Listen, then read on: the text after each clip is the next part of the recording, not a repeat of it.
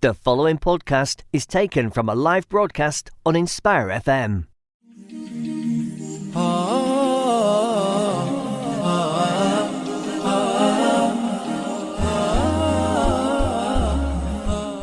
Assalamu alaikum everyone, and welcome to the Arise to Success show, where we aim to highlight inspiring individuals and their journeys to success. I'm your host on this show. My name is Jihad. Dear listeners, throughout the show, if you have any questions or comments, please feel free to send those in 07779 481822. Our guest today is AbdulMaalik Tailor, who is the director of Halal Tourism Britain, a multi-award winner and most recently top 50 influential Muslims in Europre Winner 2023. AbdulMaalik is Britain's first professionally qualified Muslim tour guide and the UK's leading authority on halal tourism in Britain.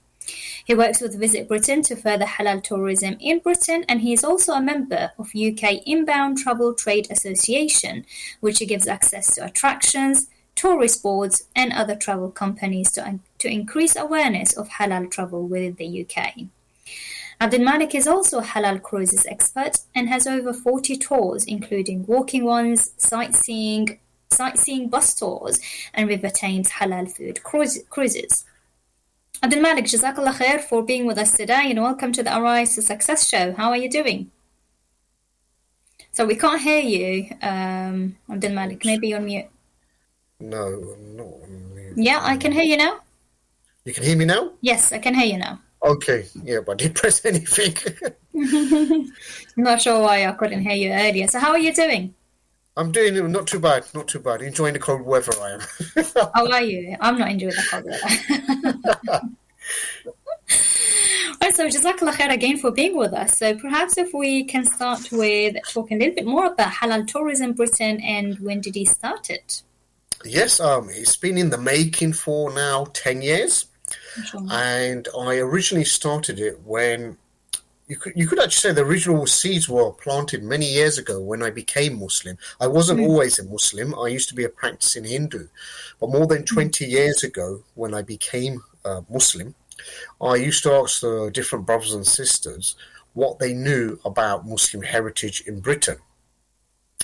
And they didn't know much about it, and I found that quite alarming. I did, and what I realised was people were rushing to Al-Andalus to look at Alhambra, etc. as well, and people obviously knew our foundation, the Seerah. So people were obviously doing Hajj and Umrah, or you had that back home mindset that's where the holidays were. But that's when I decided myself to look at the Muslim heritage of Britain. And then from one reference to another reference, and continuous reading and research, and I realised that there was a plethora of basically Muslim hidden gems all around the country. And obviously, you also have the Ottoman connections to do with Britain, the Indian subcontinent to do with connections to do with Britain, as well as other places from around the world. And whether that was, as I say, the good, the bad, like the colonization, in terms of the guided tours, we always look at different parts of Muslim heritage within Britain, connected to Britain. And obviously, I like to amplify that Muslim heritage in Britain is, in fact, British heritage as well. And I don't like to separate it. Some people think British heritage is just one-track mind. It's traditionally seen as that. And what I try to say, no, there's a diverse history in Britain, where it's Black history, Asian history, Muslim history, etc. So that's like initially where it all started from. And then around about 10 years ago, I thought to myself, what can I do with all this knowledge? And initially, I started to do workshops, Vikings and Muslims, Tudors and Muslims, Victorians and Muslims, and a normal timeline presentation. But then I realized in a matter of months, if I took a bit from here, added more, I could in fact have a walking tour. So that's what it became. Walking tour. I had a website established, and people were inquiring from abroad, and they wanted to have a guided tour looking at Muslim heritage in Britain. So I started off initially in the City of London, which is not central London, there is a confusion even amongst British folk and Muslims as well. They think the City of London is in fact central London. I keep saying, no, it's completely separate jurisdiction. The City of London is not a London borough. And that was the first tour. And the second tour in itself was Central London, which is, even today, tends to be more popular because you have most of the tourist attractions on this tour, and people are more familiar with particular sites like Big Ben, London Eye, Horse Guards Parade, where you get to see some real live horses as well, and Trafalgar Square. So these are more the popular locations which people know about, and the City of London is actually more historical, and it's more hidden as well, and does have some hidden gems there as well. So this is where it all started from. Then obviously doing the walking tours, I kept on seeing these sightseeing tour buses go past. And I'm thinking to myself, you know what? One of these days, I'm going to have a Muslim tour like this, a sightseeing bus tour. And I thought to myself at night time, why am I going to wait for one day to happen? I'm just going to start putting it together. And I actually created a daytime tour. And then I thought, okay, there's also nighttime bus tours operating around London as well. So why don't I try doing a nighttime one as well? And that's when you get to see London spectacularly lit up. But obviously it has Muslim commentary to it as well. So that's what was established. The daytime one, the nighttime one, then even, scaling up from there, it was the introduction of the halal food cruises on the River Thames, as well as doing a sightseeing cruise on the River Thames. So that was another part of this whole halal tourism in Britain in the initial days, and just from there I've just been working up, and the vision itself was always to build. I got myself professionally qualified as a tour guide, and at the time when I applied, I didn't know that I was the first Muslim applicant in the tour guiding association. Wow. So after the interview, they did state to me that I not only was the first Muslim to apply, but obviously I'm now going to be the first one who's going to be doing the course as well. And obviously I subsequently passed the many exams. So I did get that title, that historical title, as I say. I made history and I became Britain's first professionally qualified Muslim tour guide. But, as with any profession, you're always looking to scale up, and even then I didn't stop, and I wanted to in some ways make Britain a destination in terms of the halal friendliness it was.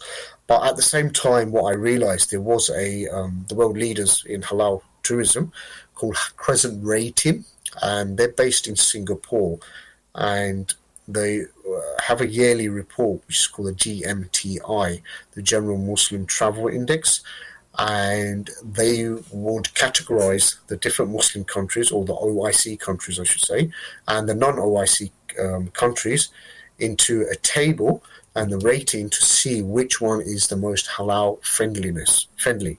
And UK in itself, successive years, has been scoring quite highly, and it's been number 3, it's been number 2 last year as well in the non-OIC halal friendly destinations. So the UK itself, when you look at it from the even the last report and the previous reports behind that, UK is the most halal friendly country in the West if you take out the OIC countries. So we're quite nicely positioned. So we have air connectivity. In terms of Muslim women safety as well, it scores highly. We have ample halal cuisines, mixed cuisines as well, halal food up and down the country. We have ample prayer places as well, where even at attractions, they have rooms set aside where prayers can be done. So even if somebody was to go to Hampton Court, they don't have a designated prayer place, but if you was to ask any of the officials there, do you have any spaces where we can actually pray? And they most happily would accommodate that request. I've done it as well. I was on a familiarization trip and I requested, can I do my prayers? They said, yeah, no problem. They took me to a room. I asked, is this like used every day? He says, mostly, but if this room's not available, we have some other rooms where prayers can be done as well. So that's quite, when you think about it, it's quite nice where the prayers can be accommodated. And it's not only attractions. We look at shopping destinations. They also have prayer places now, whether it's Brent Cross in London, whether it's Bicester Village, whether it's Westfields as well. So, this is just like more closer around London, you could say. But, from different locations around Britain, there are prayer places as well, even by the motorway. Either they have them in the service stations, or you have them quite close to the motorway. There could be a local mosque that's just off the motorway where one can go and pray as well. I mean, we also have like museums and galleries, as well as like some theatres have introduced prayer places as well. I mean, they probably call it a multi-faith room, but that's totally fine. To be honest, I mean, it's the Muslims who use it the most anyway. And you have airports as well, whether it's airside or passenger side. They traditionally now Heathrow Airport has both prayer places on both sides of the border office, as they say. So, and within that, what you are finding is that people from the local tourist board are really trying to home in upon what Muslim heritage they have. So that's another way of them promoting a particular destination. Mashallah, that's great. And mashallah, what you mentioned about the prayer, it's just sometimes we don't think about that advantage, and it just made me think, subhanAllah, that's very true. I mean, there's a complete difference between France and Britain when it comes to the prayers. Yeah. I haven't been to France, so I have no idea. No, because we do get a lot of French Muslims who come over, and they're quite surprised that we can pray openly. Even in our workplace, we can take 5 minutes out to do our prayers, because that will never happen in France. And I have to be honest, in terms of like when you're doing comparisons in terms of Islamophobia, some people say Britain is bad enough, but if you look at it more from a European perspective, France is much worse. Alhamdulillah. So it's a blessing. Now that you're saying it, just made me think, I was like, that's true, subhanAllah, because even though that they may not have a prayer place, if you ask somebody, they'll always have something to accommodate you.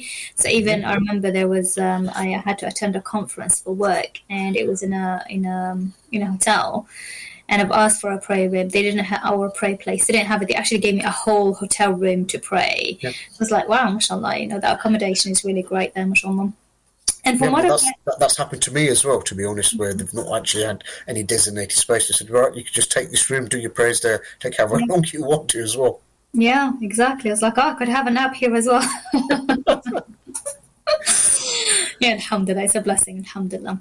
And what I've heard as well from you, that you're saying that based on the work that you do, it feels like a lot, mashallah, is like you just get an idea, and I'm like, well, why wait? Why not do it now? So, mashallah, you seem to have full of ideas and very practical, implementing it immediately, and mashallah, shows how far, mashallah, you've developed from where you started. And am I right? Did I get that right, that you started 10 years ago, or was it prior to that? Yeah, it started about 10 years ago, and at that time it was just something that was part-time, and from there I actually developed it. A lot of people do still ask me, do I do this full time? I go, yeah, that's what surprises people. But those people who were there at the beginning, who saw me develop it on like social media, they were quite shocked. Because in the beginning, even my own friends were saying, what's this person doing? He's like, he's not going to get anywhere with this. But as I said, I had a vision, and I wanted to build that vision. And as I say, from Allah's decree, basically, it has developed. And even from there, what's happened is that it has opened up a whole new dimension to tourism within Britain. And I would say, I think looking at the West, in terms of UK's position, we are the leading country, as I said, in terms of halal tourism. Kind of reminds me something back when Gordon Brown was the PM, back when it was the Labour Party in place. He said he wanted to make Britain the leading destination for Islamic finance. I now tell people, including Visit Britain, the local tourism office, as well as international bodies, I say to them, well, Britain is the leading destination for halal tourism in the West, once you take out the OIC countries. Amazing, mashallah. It's great work, mashallah. I'm just going to quickly just remind our dear listeners, just in case anybody joined us a bit later, is that we have AbdulMaalik with us on the show today, who's the director of Halal Tourism Britain, and also Britain's first professionally qualified Muslim tour guide, and the UK's leading authority on halal tourism in Britain. He works with Visit Britain to further halal tourism and is a member of UK Inbound Travel Trade Association, which gives access to attractions, tourist boards and other travel companies to increase awareness of halal travel within the UK. Dear listeners, if you have any questions for AbdulMaalik or any comments, please feel free to send those in 07779 481822. AbdulMaalik, you mentioned that you weren't Muslim before, so I'd love to hear if you're okay with it about, your journey to Islam. I always love hearing these stories if the individual is okay to share it. And did that, and actually, you know what, you did actually mention briefly, I had that question, it kind of shaped halal tourism in Britain in a way. It does, yes. I mean, previously, as I said, I was a practicing Hindu. Just a bit about my background. I went to a Church of England school whilst I was living in a semi-Jewish neighbourhood, and I used to go to church, and I had a position in church of putting up the hymn numbers as well. And so I had good exposure in terms of different religions, you could say. But when it came to Islam, I didn't really know much apart from watching a children's documentary called Zigzag, and they mentioned how the Muslims worshipped a black box somewhere in the Middle East. That's all I remember. Wow. But what happens then is that I did pilgrimage to India, and on top of that, I went to see a man god there. And I remember, even at that time, we were doing the morning prayers, that I used to hear the adhan being called, and I used to wonder to myself, why is this Muslim praying to Allah when you've got Bhagwan? Bhagwan's a Gujarati word for God over here. As I say, later in life, I would find out. So when I came back from India doing this religious pilgrimage, I was on the circuit talking about my experiences, and people were really looking up to me at that time. And they kind of saw me as the group I used to belong to was called Satya Sai Baba. So they actually said that they had a bit of a label I did, and they called me Sai Baba's chosen child, if you like.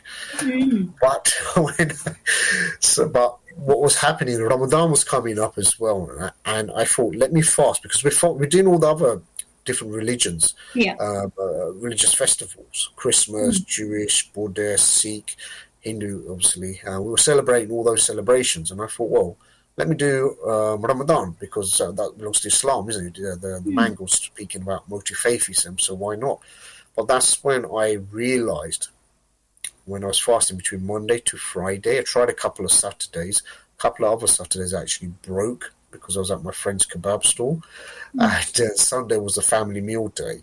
But what happens then, when I was fasting, I was actually saying the du'as at that time, but not doing the prayers. Because I was told it's good if you do your prayers, as opposed to it's an obligation to do your prayers. But I wasn't Muslim anyway, so it didn't really matter. But then it hit me that, hold on a minute, I'm the only one who's fasting in Ramadan, but nobody else is in this in this sect, if you like. And then I thought to myself, you know what? I really want to look at Islam. And I remember during that time as well, we used to have a pet dog, and you go for morning walkies. And around about 6 o'clock or so, whilst I was out doing the morning walk, walking the dog, basically, I used to see the elders with the big bushy beards, long skirts. And initially, I'm taking the mick out of them, seeing them go to the mosque. But then what happens, I realize, day in, day out, I am seeing them go to the mosque at a time they've been told to go to the mosque for the Fajr prayers. And I was doing my prayers when I wanted to do my prayers. So there's a key distinction here. And I thought to myself, what have these guys got that really makes them get up at 6 o'clock or 5 o'clock in the morning to go to the prayers? And that's when the curiosity started. And then I started looking more into Islam. I went to my Pakistani friend's house, and I asked him 3 times, can I borrow the Quran? Have a guess what he says. He says, I can't borrow the Quran. I was like, hey. And then one of the occasions, second time, he said, I'll have to have a bath in order to read the Quran.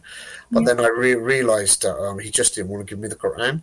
And I thought, forget this. And I got my first Quran, the AbdulMaalik Quran, from my Mauritian Hindu friend that I went to do pilgrimage to India with. And he actually threw it at me. So that's how I ended up getting my first Quran. I was reading certain pages of the Quran, like Surah Ghashiyah, what the believers will be given in paradise. And that really kind of settled in my heart, you could say, and that in itself was the draw to becoming closer to Islam. But even then, I did research myself. Perhaps that's where my original liking to do research started from. When I looked at the foundation of Islam, I looked at the concept of God again.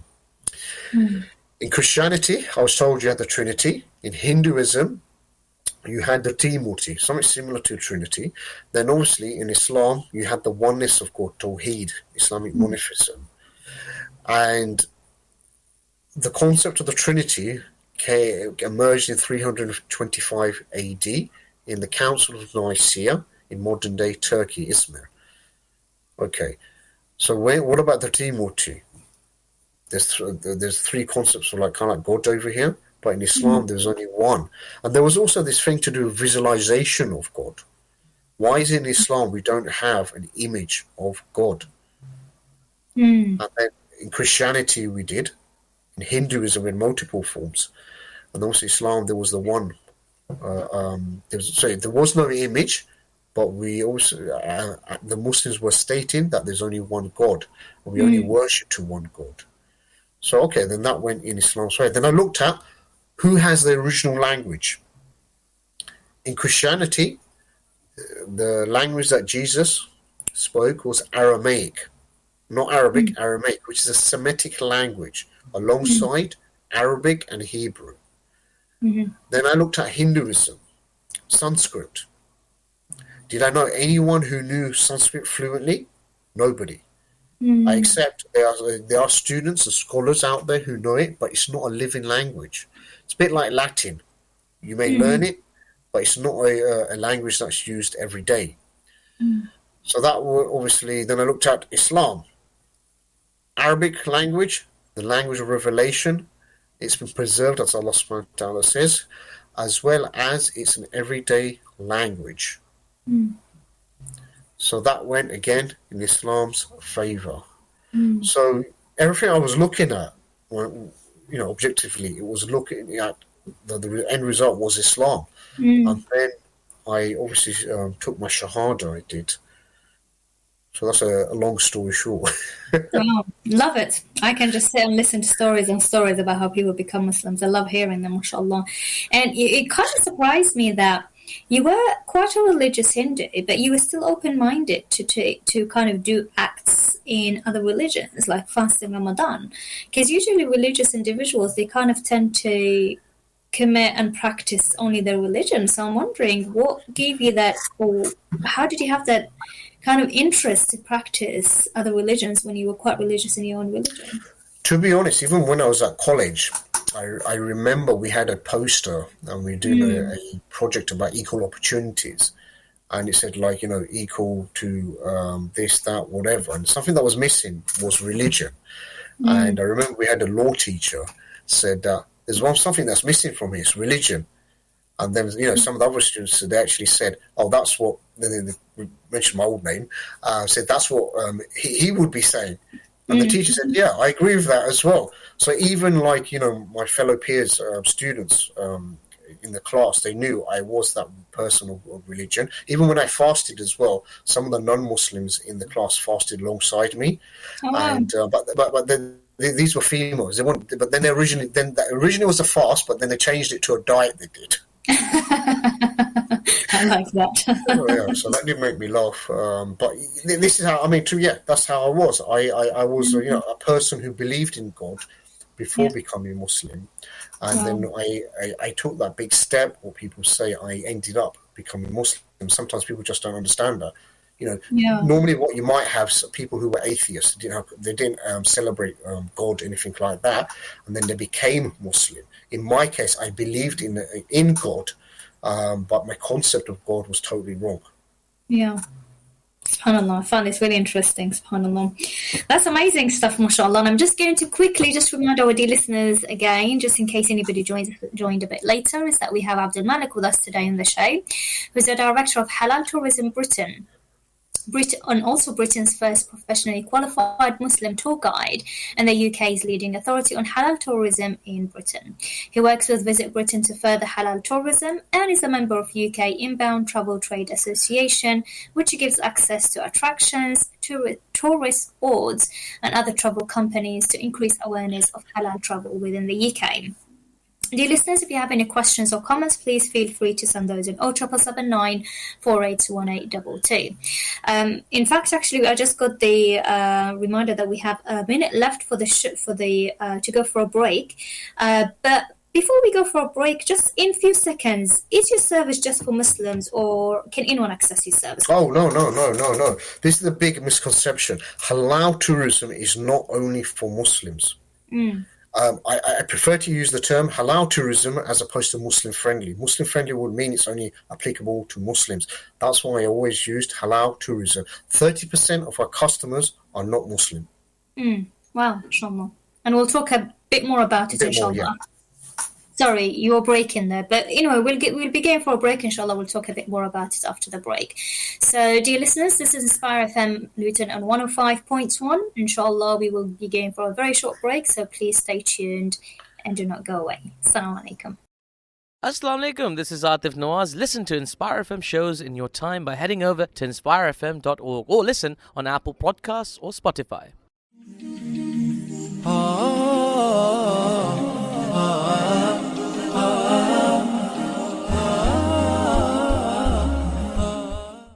Assalamu alaikum. Welcome back, everyone. This is the Arise to Success show.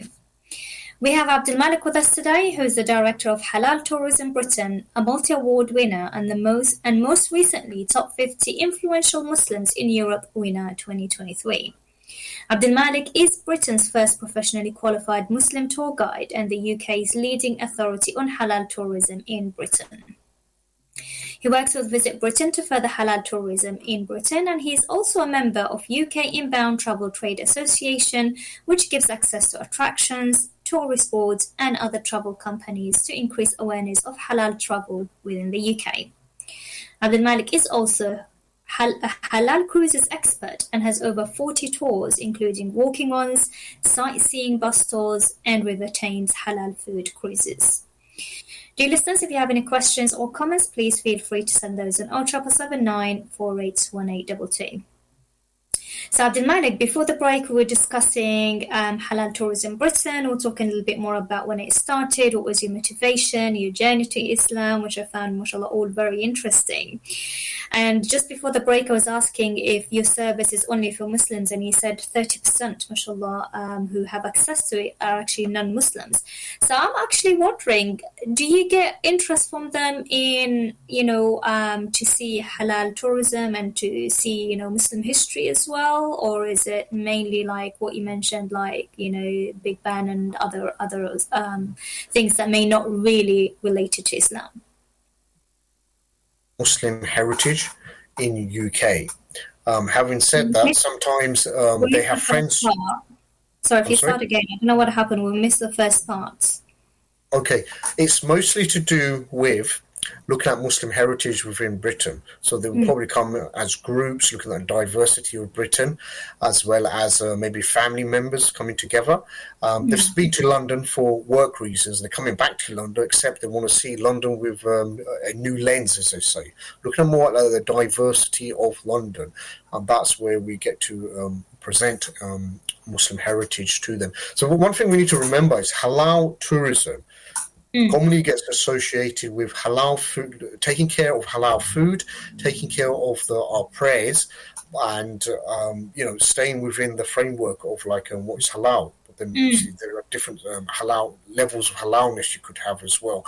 But what I've advocated from the beginning, we need to adopt that mindset where we're looking at Muslim heritage in various places as well, whether it's in non-Muslim countries or Muslim majority countries as well. And I've been really pushing this out globally because what I have seen halal packages of different people, different travel agents, if you like, come into Britain. And when I look at what their attractions are, yes, they've got the attractions, but have they got the Muslim heritage there? They don't.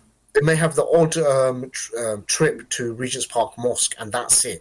But when I read the finer schedule, they seem to be highlighting more Christian places, which are Westminster Abbey, St Paul's Cathedral, or York Cathedral, and they speak about the splendor, the magnificence of this. And I'm thinking, hold on a minute, this schedule in itself is not ideally for that Muslim traveller that you seem to be catering for. Why are we lacking that content when it comes to Muslim heritage? And we've got ample, sites relating to Muslim heritage. I mean, for example, even if you go to Cheshire, there's a castle called Beeston Castle, which is a replica of Saladin Ayyubi's castle, which was in Syria. So that's an example of a castle. But then you also have the Arab Room in Cardiff Castle. You even have churches in northwest Wales which have Islamically inspired motifs, stained glass windows as well. And that was because there was an English Muslim who actually restored the windows. But even if you were to go to Bradford, for example, you have the Islamic gardens over there, the Mughal gardens. You have dotted around what you had was called like the I don't like to use the term, but this is what the modern term is, human zoos, where there were Crystal Palace, White City, Edinburgh, Bradford, Ireland as well, where they had a travelling group of Somalis 100 years ago who were performing there. But the performance in itself is highly questionable, to be honest. And just to give you an example how types of performance, yes, they were doing the textiles displays and they were doing some war dancing as well. But then what originally happened was they had two groups of Somalis kind of like fighting each other. And what happens then is then the white man comes along, he separates them and makes peace between the two groups of Somalis as well. So you have that white savior mentality even there 100 years ago. And but these are like the hidden stories that we will never know about. I mean, even if you look at Brighton, you've got the Brighton Pavilion. You go to Woking, the first purpose-built mosque in Britain where Salah took place. You also have other locations even in London. Some of the top tourist destinations, in fact, have Muslim heritage present there, but yet we don't know about it. Sorry, the picture shows that you're still talking, but I can't hear anything, so just want to make sure that you finished. Yes, I have, yes. Okay, because it's not giving in line with what you're saying. All right, great. That's amazing, Mashallah. That actually answers the next question that I had in terms of giving us examples of Halal Tourism Britain that you do, and you've given some examples. That if you have other examples that can interest our dear listeners, inshallah, do feel free to give some more if you would like. Well, yeah. I mean, even if let's pick Salisbury Cathedral. Yes, it's a Christian-based setting. However, people don't realise that their beams have Arabic numerals on it as well. You also have other places. If you go to Reading Museum, they have connections. If you go to Reading, they have connections to do with the East India Company. And obviously, it was a company that, if you think about it, in the context of the Greater India, when Pakistan, obviously Bangladesh didn't used to exist, India in itself was a highly flourishing country before the East India Company went over there. And commonly, for some reason, you find in museums, they say the British went for trading purposes to the Indian subcontinent, and whilst the other European countries, they went to cause war. And you always wonder, what's the difference in the language here that's being used? What did the East India country do? They caused famine over there. What was once upon a time a thriving country, India, which had 26% of the global GDP. What happens then when Britain leaves? It's a third world country. What happened to the people who were present in India that took them? They had successive famines, internal civil battles took place as well. Yes, there were some Muslims who did side themselves with the British Army as well, and that's when even you find there's a famous Indian Pakistani poet called Allama Iqbal. He wrote about the territory amongst certain Muslims when they aligned themselves with the British as well. It's quite surprising that one key character called Robert Clive, who was part of this, he has his statue outside the Foreign and Commonwealth Office. And if you go to look at the statue itself and look at the 4 reliefs on either side, on a couple of sides, you do find Muslims being featured on there.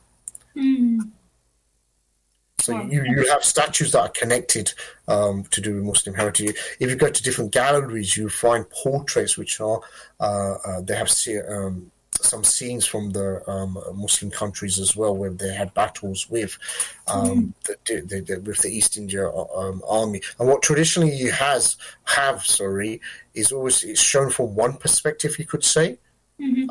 But then if you do need to, what we say, like a Muslim tour guide to break that down to show you what part is missing from the label itself and what's not contained maybe on the website. And some of this, as I said, you do need to have expertise, and this is where I come in. Yeah, absolutely. And mashallah, there's a lot that you also know and we would remember. For me, like if I hear something, I'd probably forget it the next second. So yes, there is that importance of having that tour guide. So Jazakallah khair for the information. And I was also wondering, do you offer halal tourism in Britain only or internationally as well? Or is that a plan that you're having for? Oh, no. I mean, internationally, we do like halal cruises abroad. So like Caribbean, Turkey, Indonesia, Egypt. We have partnered with local partners. And that's when we have that running there. As well as, Vietnam as well. It's another destination. And it also depends on people's spend. The more you spend, the more luxurious a halal cruise can be as well, and the different types of services that will be included. But we are starting to do, inshallah, from next year, we're going to do like a weekend trip to France. That's been much in demand. I do know about Muslim heritage in Paris and France. And even when the French Muslims come over, they're getting told about their history, which they don't know about. So that will be something new that we will be doing in France as well. And as well as we are looking at doing a summer international retreat. And that would be like on an island as well. So you get to enjoy the beauty of Allah's creation. Yeah. That's amazing, mashallah. And you mentioned about the demand as well. That was actually going to be another question I was going to ask. Where do you find the most demand at the moment? More in the UK and certain places in the UK or more internationally? Okay. I think maybe just to answer this question, I perhaps need to give you a better perspective, like a global perspective at halal tourism. Just looking at certain figures, it's always nice to put some figures in place so people, the audience themselves, can actually know where you're coming from. So, for example, in 2022, there were 110 million international Muslim visitors, and that's 12% of the whole travel travel community. But then in 2023, that's estimated to go up to 140 million travelers. And 2024, it's looking to increase to 160 million. So you can see our reach as a community is becoming greater and greater, inshallah.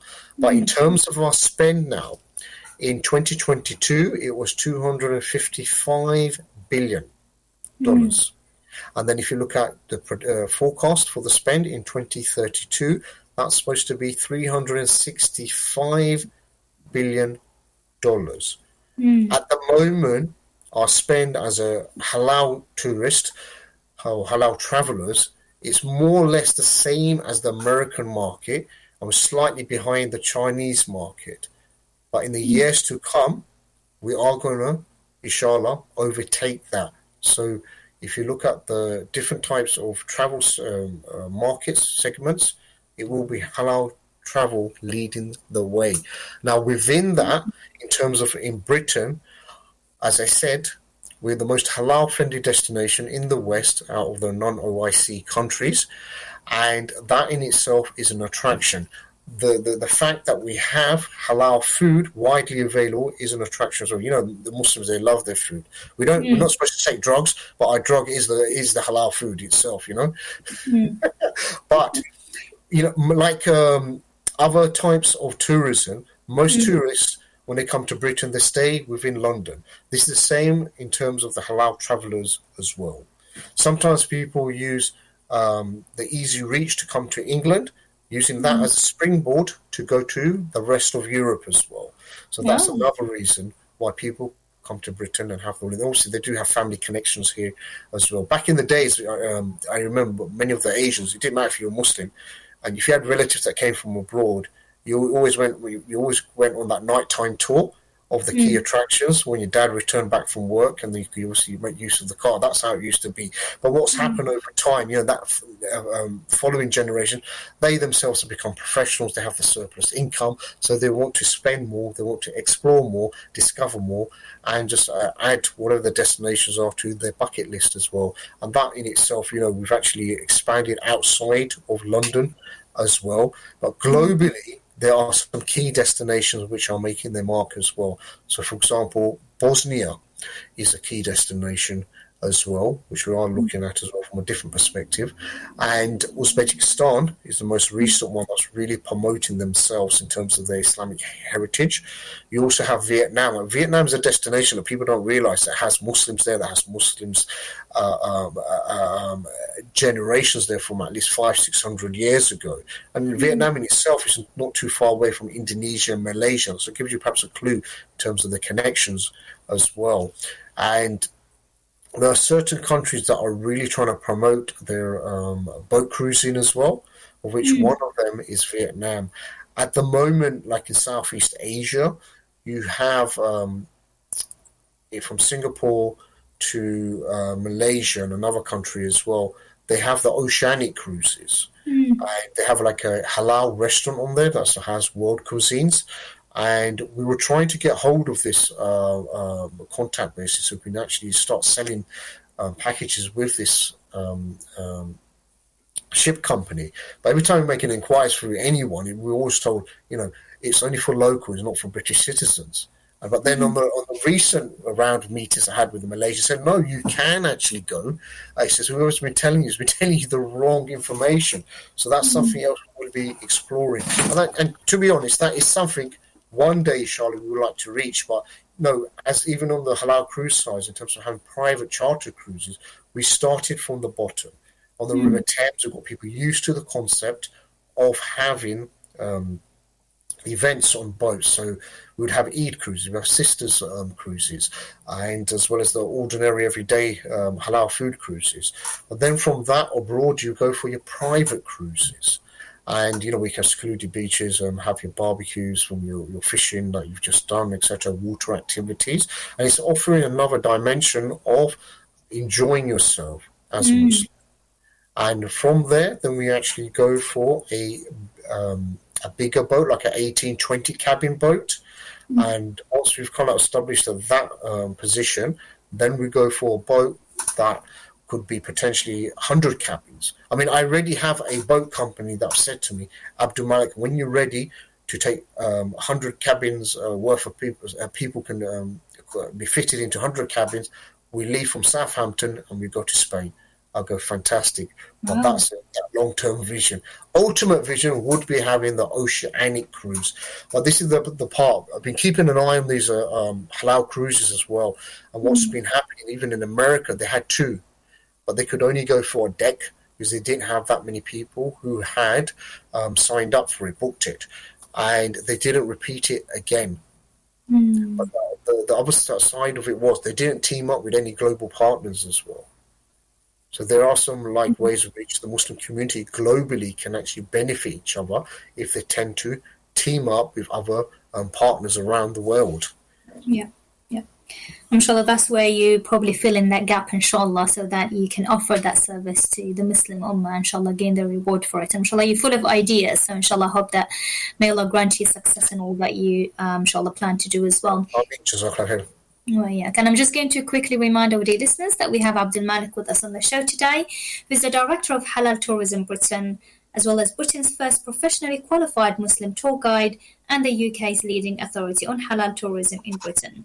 He works with Visit Britain to further halal tourism in Britain and is a member of the UK Inbound Travel Trade Association, which gives access to attractions, tourist boards, and other travel companies to increase awareness of halal travel within the UK. Dear listeners, any questions, any clarifications, any comments, please feel free to send them on 07779 481822. So AbdulMaalik, mashallah, you are at the moment, mashallah, multi-award winner and recently in the top 50 influential Muslims in Europe Winner 2023. How does it feel, mashallah, and did you ever think when you first started this that you're going to get that far, mashallah? No, to be honest, I didn't. So, over the years, I've been runner-up or a finalist, and then, in this case, a winner. And it's really surprised me. There are many different people who are recognizing the work that I've done. People have made submissions, and they value the work that I've done as well. And even from that, what I never imagined what could be happening, that I would be a speaker about halal tourism, and not only within UK. So for next year, I've been invited to different countries around the world to be a speaker as well. That's like Malaysia, Saudi, Turkey, there's a few more as well. So that'll be taking place next year as well, inshallah, which, to be honest, when I started, I would never imagine that would be the case, 10 years on, as they say. But that shows you success, and success comes only from the decree of Allah subhanahu wa ta'ala. And I'd like to thank the people who supported us as well throughout this whole journey. MashaAllah, that's amazing. And mashallah, what a great start to the year, inshallah, to more and more successes, inshallah. So that's great. And you mentioned a bit of the future plans for halal tourism. Is there anything else, mashallah, as you're full of ideas, mashallah, anything else that you plan to kind of include in Halal Tourism Britain?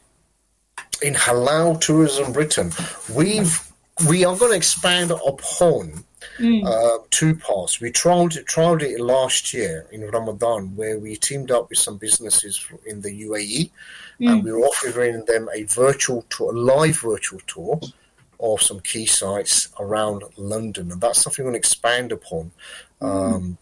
To go to other businesses around the world doing live virtual tours, so people can know about how Muslims celebrate Ramadan as well as the Muslim heritage, and that's something really keen on to develop. So I don't think actually I tell you, there are some people who actually do it around the world, and that's where we got the idea from. But why can't we show London? Yeah, that's amazing. Yeah, and just on top of that, we always do charity walks as well, where different charities come to us and say, can you put on a tour for us? And what they found is, if they were to book us for the charity walks, there's less overheads. So it's an urban tour, walking tour from location A to location Z, and there's less overheads. There's no coach planning. People can all meet us in central London, take them one side of London to the other, and we show them where the Muslim heritage is, and they're obviously the participants themselves. They're fundraising on behalf of whatever the cause is. And that in itself is quite attractive for different charities, because you don't have to have, half your team going out for the weekend. And then here, you could just, it's all in London. If they're based in London, it just makes sense. Oh, that's great, mashallah. A lot of great stuff, mashallah, to look forward to. Before we end, what would you advise or kind of recommend to Muslims out there listening to us? Because, mashallah, you started with an idea, an ambition, mashallah, it developed to where you are now.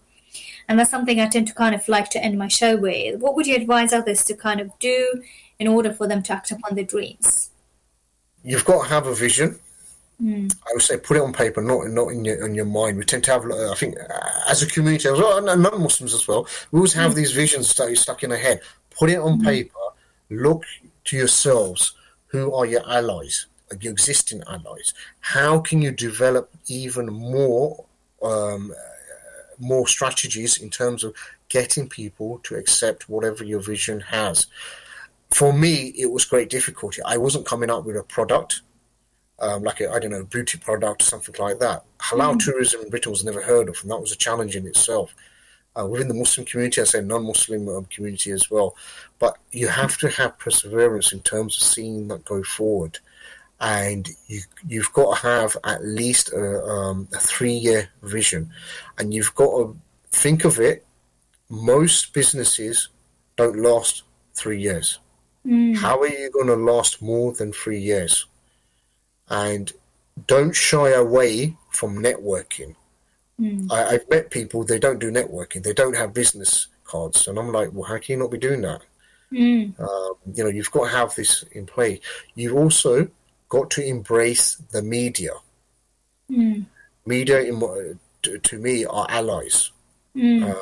They can actually promote who you are, your brand, etc., as well as I say, get more clients, basically, as well as it gives you a challenge in yourself in people identifying who you are, because people do want to know who the people are behind a particular brand.